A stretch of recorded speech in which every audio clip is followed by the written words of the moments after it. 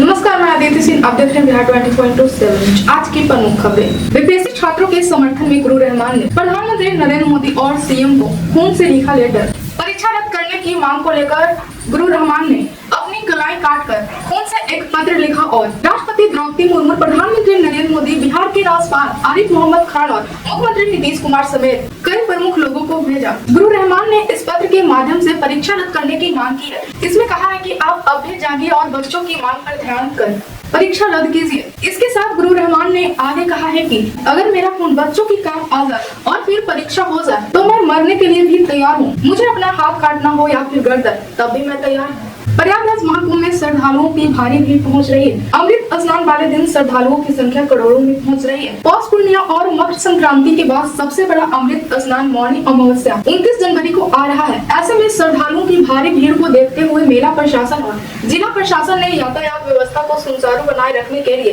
खास योजना बनाई है। मुख्य स्नान पर्वों जैसी मौनी अमावस्या पर यातायात प्रतिबंधन लागू होगा। मेला क्षेत्र में काफी पहले से ही पार्किंग स्पेस बनाया गया है। महाकुंभ मेले में आने वाले श्रद्धालुओं को अपने वाहन कई किलोमीटर पहले ही पार्किंग स्पेस में छोड़कर मेला में जाना होगा। पटना के चर्चित मिठाई दुकान हरिलाल के ठिकानों पर छापेमारी हुई है। पुलिस की मौजूदगी में यह रेड चली। पुलिस ने पूरे इलाके को बैरिकेड करते हुए वहां अपनी कार्रवाई शुरू की। एसके पुरी सहित पटना में मौजूद हरिलाल की कई ठिकानों पर एक साथ छापेमारी की गई। बताया जा रहा है कि यह छापेमारी आयकर विभाग की ओर से की गई है। मोतिहारी में तेंदुए के बच्चे को ग्रामीणों ने पकड़ा।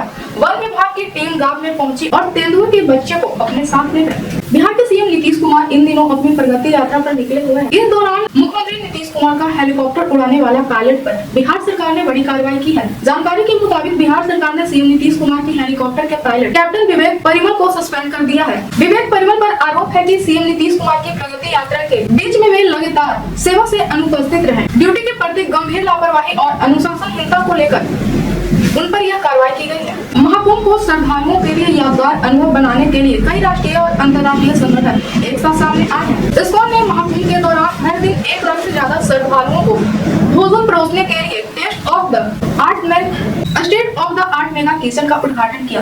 पूरे महाकुंभ के दौरान इस्कॉन अपने मेगा रसोई के माध्यम से प्रतिदिन 1 लाख से अधिक श्रद्धालुओं को भोजन उपलब्ध करा रहा है। इस्कॉन किचन के मैनेजर दिन गोपाल दास बोले, हम अडानी परिवार का हृदय से आभार व्यक्त करते हैं जिन्होंने हमें भरपूर मात्रा में मदद किया। हमारी क्षमता हर दिन 5000 से 10,000 भक्तों को खाना खिलाने की थी। अडानी परिवार के योगदान देने से हमारी क्षमता 10 गुना बढ़ गई है। बिहार में इस बार विधानसभा चुनाव होने हैं और इससे पहले एनडीए में घमासान तेज होता जा रहा है। एनडीए गठबंधन में अपनी पार्टी हम के अपेक्षा से नाराज जीतन राम मांझी ने केंद्रीय कैबिनेट से इस्तीफा देने तक की खुली धमकी दे दी है। राज्य में मुसर सम्मेलन करने निकले जीतन राम मांझी ने बीजेपी को चेतावनी देते हुए रामचरितमानस की पंक्तियां पढ़ी। दरअसल जीतन राम मांझी बीजेपी द्वारा एनडीए में चिराग पासवान को ज्यादा महत्व दिए जाने से नाराज है। जीतन राम मांझी मुंगेर में मुसहर सम्मेलन को संबोधित करते हुए कहा है कि एनडीए में उनकी पार्टी की उपेक्षा की जा रही है। मांझी ने कहा, झारखंड और दिल्ली विधानसभा चुनाव में हमारी पार्टी को कोई सीट नहीं दी गई। ये न्याय है क्या? हमारा कोई अस्तित्व नहीं है क्या? बीजेपी वाले समझते हैं हमारा कोई अस्तित्व नहीं है, इसीलिए तो हमें सीट नहीं दिया गया। लगता है कि कैबिनेट हमको छोड़ना पड़ेगा। अभी झारखंड में हमको नहीं मिला, ठीक है, हम नहीं मांगे थे, नहीं मिला। दिल्ली में भी नहीं मिला, कहते हैं कि हम नहीं मांगे थे, नहीं मिला। लेकिन ये कोई न्याय है क्या? हमारा कोई अस्तित्व नहीं है। अगर नहीं है तब तो हमको नहीं दिया गया। इसीलिए आज ही जमालपुर का मीटिंग का एक अहम है। देखें एनडीए के लोग, कल हम धनगाई में थे, इंटीरियर इलाका में इसी तरह की इतनी भीड़ थी। परसों जहानाबाद में थे, इसकी दुगना भीड़ थी। जब भीड़ हमारे साथ आ रही है, जनमानस हमारा है, वोटर लोग हमको देने को तैयार हैं, तो फिर सीट हमको क्यों नहीं मिले? हमको ये कहना है, ये प्रश्न करना है लोगों से। तो हम नहीं मांगेंगे। हम कहना चाहते हैं, हम हरियाणा नहीं चाहते हैं कि हमको कितना सीट दे दो, लेकिन मैं कहता हूं कि जो मेरा वजूद है उसके आधार पर हमको सीट दो। तो सीट हमको कोई फायदा नहीं है, हम आपके फायदा के लिए मांग रहे हैं। आपके फायदा के लिए बात हमारे आगे बढ़ती है। लगता है कि कैबिनेट हमको छोड़ना पड़ेगा। सम्मान से दिल्ली विधानसभा चुनाव पर बोले कोई नाराजगी नहीं है। दिल्ली में अगर हमें सीट नहीं मिला तो क्या हुआ, हमें प्रधानमंत्री मोदी ने इतना बड़ा पद दिया है। दिल्ली विधानसभा चुनाव में भाजपा को हमारी पार्टी का पूरा समर्थन रहेगा। कौन कह दिया है आपको? अपने मन की बात खाली बोलवाते हैं आप लोग। नाराजगी कहीं ना कहीं आपने जाहिर की है। कोई नाराजगी नहीं है, कोई नाराजगी नहीं है। ये आप सब आप लोगों का फुतरी है। क्या दिल्ली में सीट नहीं मिली उसके न मिली उससे क्या है? सर समर्थन आज करेंगे? आज इतना बड़ा पद दिए हुए हैं नरेंद्र मोदी जी, कोई मामूली बात समझ रहे हैं क्या है आप? दिल्ली में सर सपोर्ट रहेगा, एकदम सपोर्ट रहेगा। अब उनका क्या राजनीति है मैं नहीं कर सकता हूँ, लेकिन जहाँ तक जब बीपीएससी का विद्यार्थी का सवाल है, बिहार सरकार इतना लिबरल रूप में वहाँ उन लोगों के साथ पेश आया।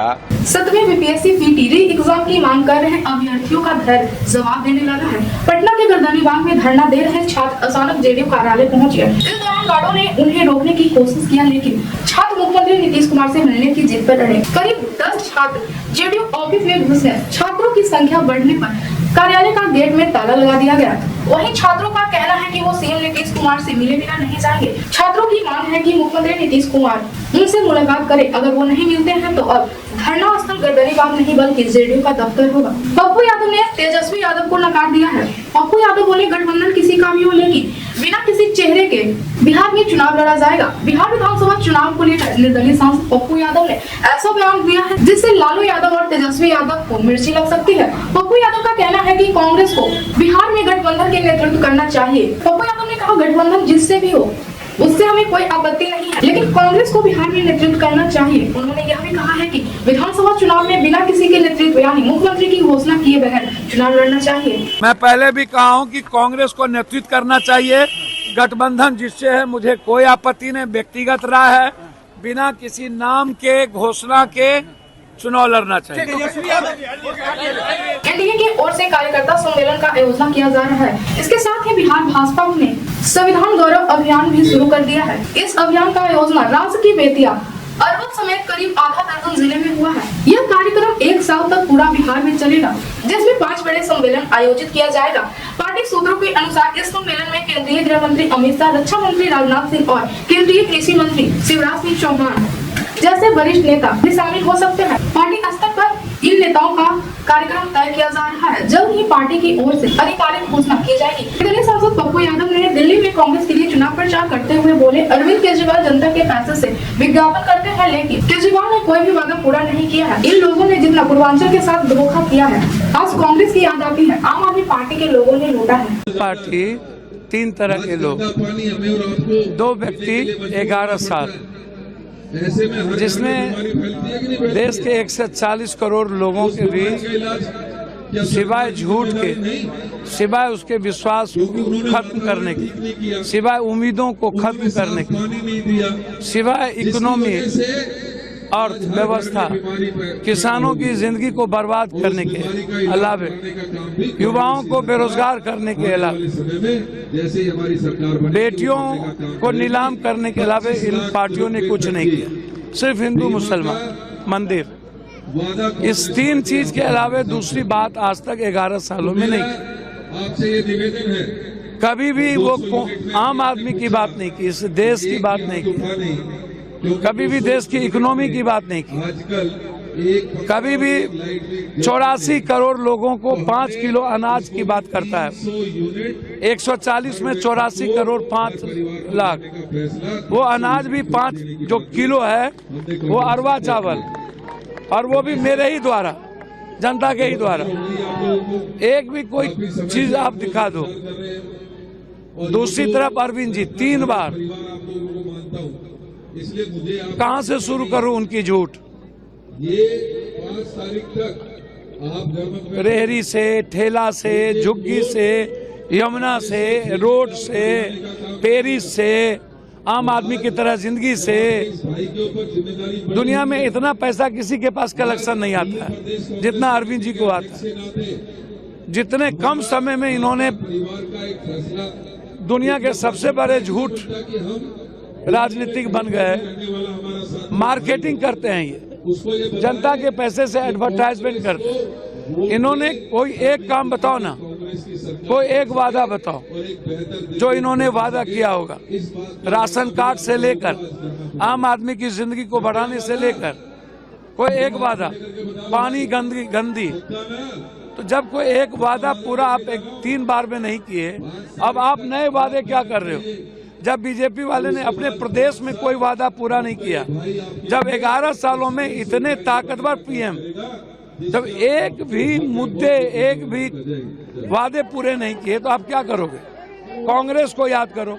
शीश महल एक मुद्दा रहेगा यहाँ पर कि शीश महल और एक्साइज होती है, एक से एक बोतल फ्री शराब की। बिहार में तो शराब बंदी है भैया, मैं वही बात तो कह रहा हूँ।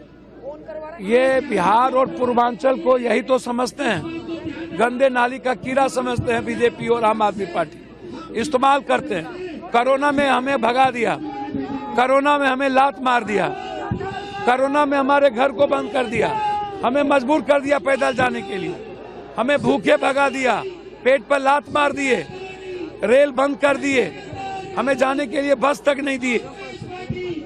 जितना पूर्वांचल के साथ इन लोगों ने धोखा किया है ना, और दिल्ली के प्रदेश के गरीबों के साथ, आज याद आता है कांग्रेस, आज याद आती है शीला दीक्षित, आज याद आता है कांग्रेस के हर किए हुए गरीबों के वो वादे, इंदिरा गांधी जी, राजीव गांधी जी, याद आता है राहुल गांधी का वो संघर्ष।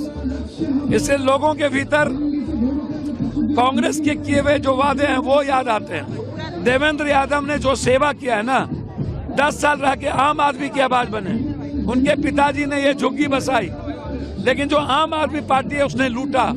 एक बार भी आम आदमी पार्टी आम लोगों की विधायक नहीं बन पाए। तो इसीलिए आज देवेंद्र यादव जी को, कांग्रेस पार्टी को लोग चाहते हैं कि वो तरक्की करे, वो आगे बढ़े। कांग्रेस ही इस दिल्ली को फिर एक बार दुनिया की ऊंचाई की ओर ले जा सकती है। कांग्रेस सबसे कम। भभुआ विधानसभा क्षेत्र के जेडीयू के पूर्व विधायक प्रमोद कुमार सिंह का दिल का दौरा पड़ने से निधन हो गया। 64 साल की उम्र में ली अंतिम सांस। राजधानी पटना के गर्दनीबाग में दलित सेना बिहार की ओर से 1 दिवसीय महाधरना का आयोजन किया गया। इसका समर्थन करने पहुंचे पशुपति पारस और प्रिंस पासवान। पशुपति पारस बोले, बिहार सरकार चौकीदार दफ्तर की मांग जल्द पूरा करे। इन लोगों की मांग सरकार वर्षों से स्वीकार नहीं कर रही है, जो कि गलत है। वहीं मौके पर मौजूद पूर्व सांसद प्रिंस राज ने कहा, जब तक बिहार सरकार हमारी मांग पूरा नहीं करेगा, तब तक धरना टूटने वाला नहीं है।